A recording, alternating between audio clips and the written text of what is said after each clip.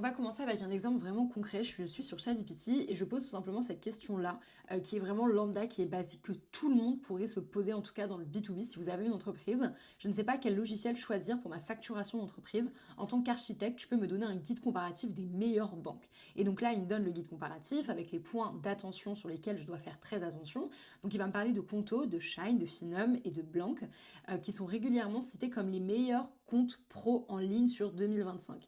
Et ce qui est intéressant quand on regarde vraiment ce que ChatGPT crawl, vraiment le principe de crawl, c'est qu'est-ce qui va être regardé, qu'est-ce qui va être mis en avant, qu'est-ce qui va être décidé justement. Et donc là, on voit qu'on a Comparabank, on voit aussi qu'on a Indépendante.io, Obat, Monivox.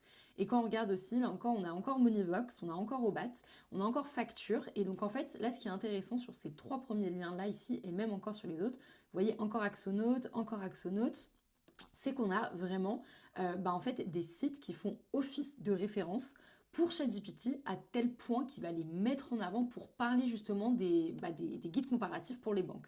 Et donc ça, c'est vraiment une data qui est hyper intéressante. Vous voyez, là encore, on a indépendante.io aussi. Ça, c'est très intéressant.